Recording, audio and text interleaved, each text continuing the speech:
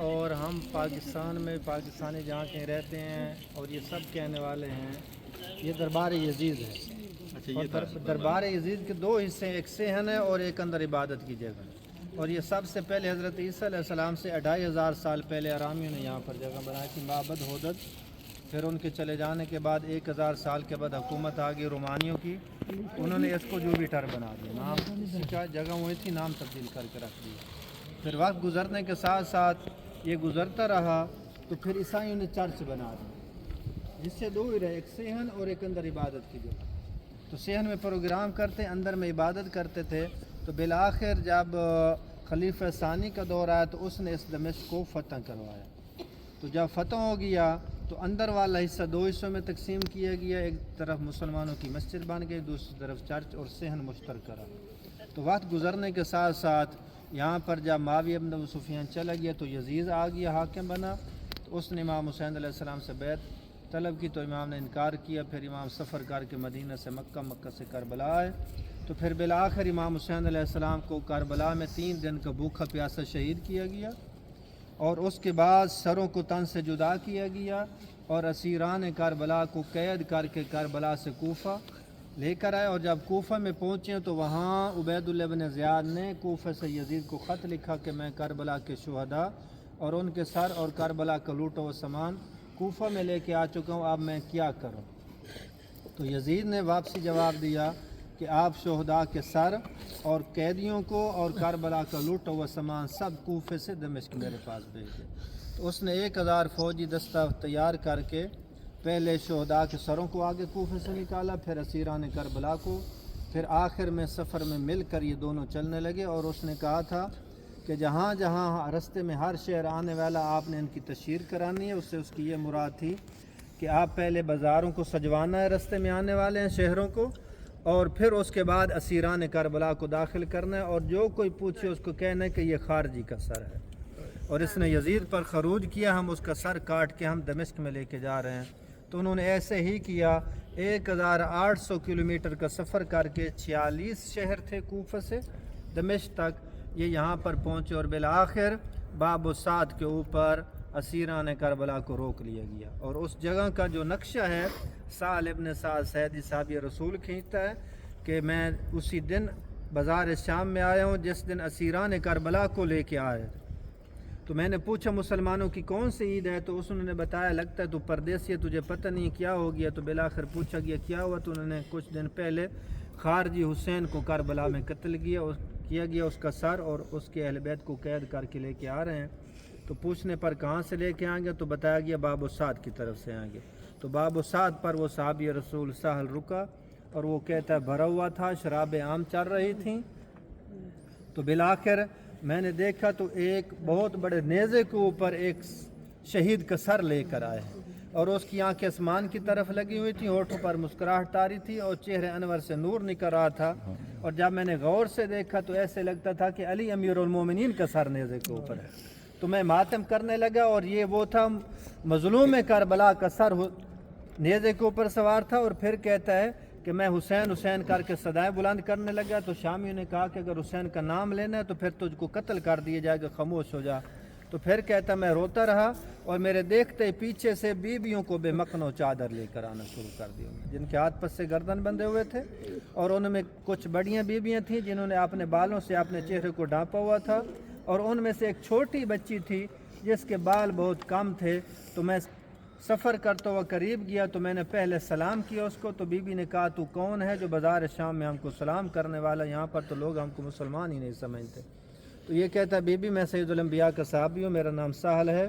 تو بالآخر یہ کہتا بی بی اگر کوئی اس بازار شام میں کوئی میرے لئے کام ہو جو میں کر سکتا ہوں آپ حکم دیجیے. تو بی بی نے فقط یہی کہا میرے بابے کا سر اٹھانے والے نیزے بردار کو کہے کہ آگے نکل جا تیزی سے، تاکہ لوگ میرے بابا کے سر میں مصروف ہو جائیں اور ہم زہرہ زادیوں کا پردہ محفوظ ہو جائے. تو وہ کہتا میں نے اس کو پیسے دیے، کہا آگے چلا جاؤ. چلا تو پھر شمر نے ظلم کر کے اس کو واپس کر دیا.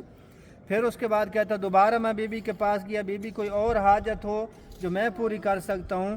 تو بی بی نے کہا کہ تو ہمارے نانے کا ماننے والا صحابی ہے، مدینہ میں ہمارا مقام تو ہی جانتا ہے، بازار شام بھی دیکھ لے، ہمارے سروں کو بھی دیکھ لے. ہم بے مکن و چادر ہو چکی ہیں، اگر منت کر سکتا ہے تو ہم کو چادریں دیں تاکہ ہم اپنے سروں کو ڈھانپ لیں۔ وہ کہتا ہے میرے پاس کپڑے تھے، میں جا کر لے کے بیویوں کو سروں کے اوپر ڈالے، اور شمر نے کہا کہ نیزوں کے ذریعے سے ان کی چادروں کو اتار لو۔ تو بازار شام میں بیویوں کے سروں سے نیزوں کے ذریعے سے ظالموں نے چادریں اتار لی۔ پھر سفر کرتا ہوا آگے پہنچا تو وہاں پر روک لیا گیا 3 دن تک اسیران کربلا کو، تاکہ دربار یزید سج جائے پھر لے کے جائیں۔ اور جب روکا گیا ہے تو یزید کی بیوی ہند نے کرسی لگائی اور بیٹھی ہے کرسی کے اوپر، اور بیویاں بیٹھی ہوئی ہیں قیدی۔ تو بیوی سے پوچھتی ہے کہ آپ کہاں کے قیدی ہیں؟ تو بیوی نے اس کو جواب دیا کہ ہم مدینے کے ہیں۔ تو پھر بحال ہو گئی اور کہنے لگی وہاں بنی ہاشم کا گھرانہ تھا، علی و زہرا کو جانتی ہیں؟ تو بیوی نے کہا کہ جیسے میں جانتی ہوں، مجھ سے زیادہ علی و زہرا کو جاننے والا کوئی نہیں ہے۔ تو پھر بحال ہو گئی اور کہا لگتا ہے آپ ان کے قریبی ہیں، کرسی چھوڑ کر نیچے اتری اور کہا اگر علی و زہرا کو جانتے تو وہاں میرا مولا حسین رہتا تھا اور میری ملکہ کائنات زینب بھی رہتی تھی، آپ ان کو پہچانتے ہیں؟ تو بیوی کے بے مکن و چادر تھی، سر نیچے تھا، اور بیوی کہتی جیسے زینب اور حسین کو میں پہچانتی ہوں، مجھ سے زیادہ کائنات میں کوئی جاننے والا نہیں ہے۔ تو بحال ہو گئی۔ بالآخر بیوی نے اس کو کہا کہ اگر اسی مقام پر تو حسین کو بھی دیکھ لے، زینب کو بھی دیکھ لے، کیا کرے گی؟ پیٹ کے یزید کی بیوی کہنے لگی بازار شرابیوں سے بھرا ہوا ہے اور ناچنے والے ناچ رہے ہیں، گانے والے گا رہے ہیں، یہ تو ہو ہی نہیں سکتا، قیامت آ جائے گی جب میری ملکہ کائنات اس بازار میں آئے، تو یہ تو ناممکن ہے۔ تو بی بی نے اشارہ کیا سر کو پہچان غور سے، یہ تیرے مولا حسین کا، مجھ کو پہچان میں زینب ہوں جیسے تو قرآن پڑھتی رہی۔ تو اس حالت میں پھر سہل ابن سعد سعدی کہتا ہے تو دربار یزید سجا نہیں۔ پھر یزید سے پوچھا گیا کیا کریں، تو اس نے کہا کہ ان کو قید میں لے کے جاؤ۔ تو دوسرے دن قید سے دربار یزید میں لے کے آنے لگے۔ تو امام سجاد علیہ السلام فرماتے ہیں جس دن ہم کو دربار یزید میں لے کے جانے لگے ہیں تو زندان میں ایک رسی بھیجی گئی جو میرے گلے میں باندھی گئی، وہیں رسی بی بی ام کلثوم کے کاندھے میں باندھی گئی۔ پھر بی بی زینب سلام اللہ، بی بی ام کلثوم، بی بی سکینہ کو سلام اللہ علیہن، ان کو رسی سے باندھ کر زجر ابن قیس رسی پکڑنے والا تھا، اور امام کہتے ہیں کہ رسی اتنی تنگ تھی کہ جب کھینچتا تھا تو ہم چلنے سے عاجز آ جاتے تھے، اور رکتے تھے تو ہماری پشتوں کے اوپر نیزے مارے جاتے۔ اس حالت میں نیزے مار مار کر ہم کو زندان سے دربار یزید میں روکا گیا، اور یزید تخت کے اوپر تاج پہن کر بیٹھا ہوا تھا۔ جیسے زجر ابن قیس اس کے سامنے پہنچا ہے تو وہاں پر رسی کو چھوڑ کر امام کے بالوں کو پکڑ کر یزید کے تخت پر مارا، اور یزید نے چھڑی اٹھائی اور امام کے دانتوں کو توڑنا شروع کیا۔ اور جو زجر ابن قیس ہے اس نے شعر پڑھا او کہ رکاب ذهبا وفضة فإني قتلت سید المحجبہ قتلت خیر الناس امن و ابن خیرهم اذا ينسبون نسبا۔ اے یزید میرے اونٹ کو سونے چاندی سے لاد دے، میں نے دنیا میں سب سے اشرف و اعلیٰ ترین شخص کو قتل کر کے اس کا سر ہم تیرے پاس لے کر آئے ہیں۔ تو پھر اس وقت ابو برزہ اصل میں بیٹھا ہوا تھا صحابی رسول یزید کی محفل میں، جیسے یزید چھڑی سے امام کے دانتوں کو توڑ رہا ہے تو اس نے کہا کہ یزید ان دانتوں سے چھڑی کو ہٹا لے، میں نے سید الانبیاء کو انہی دانتوں کے اوپر بوس سے لیتے ہوئے دیکھا، رسول بوس سے لے کر کہتے تھے حسن اور حسین جوانان جنت کے سردار ہیں، تو ان کے ساتھ یہ کام کر رہا ہے۔ تو بالآخر یہاں پر بیٹھا تھا روم کا سفیر، تو اس نے کہا کہ یہ کس کا سر ہے؟ تو اب یزید نے کہا حسین کا، حسین سید الانبیاء کی بیٹی اور یہ ان کا نواسہ ہے۔ تو بالآخر پوچھا گیا کیا ہے؟ تو یزید نے کہا کہ کوفہ آ رہا تھا حکومت کرنے کے لیے، میرا نمائندہ تھا عبید اللہ بن زیاد، اس نے شہید کر کے یہاں سر بھیج دیا تھا۔ اب وہ کہتا ہے روم کا سفیر یہ آل رسول کو عیب لگتا ہے کہ وہ تاج پہن کر ممبروں کے اوپر بیٹھے، تختوں کے اوپر وہ بیٹھے، اگر آ رہا تھا تو تجھے کیا تھا؟ تو بالآخر جب اس نے یزید سے بات ملائی تو یزید نے کہا جلاد کو اس کا سر تن سے جدا کر دے۔ آگے بڑھنے لگا تو پھر اس وقت اس نے کہا کہ یزید میں نے قتل ہونا تجھے کرانا ہے، جب میں روم سے نکل رہا تھا میں عیسائی ہوں اور پیچھے میں آواز سن رہا تھا کہ تو جنت کی طرف جا رہا ہے، بار بار غور کر رہا تھا کہ میں کیسے جنت جا سکتا ہوں، تو نیا نبی آ چکا ہے، نئی کتاب ہے، آج مجھے پتہ چلا میں نے اسی کے نانے کا کلمہ پڑھنا تھا اور اسلام قبول کرنا تھا، اسی کے نام پر مجھے قتل کیا جانا ہے، تو آج مجھے پتہ چلا ہے۔ تو بالآخر اب اس نے قتل کرنے کے لیے ارادہ کیا، تو وہ کہتا ہے کہ یزید تو کتنا بد کمینہ ہو چکا ہے کہ روم کے کنیسے میں ہم نے ایک خچر کا خر رکھا ہو جس کے اوپر ہمارا نبی سوار ہوتا تھا، اور ہم روزانہ زیارت کرتے ہیں، فخر کرتے ہیں کہ یہ اس خچر کا خور ہے جس کے اوپر ہمارا نبی سواری کرتا تھا۔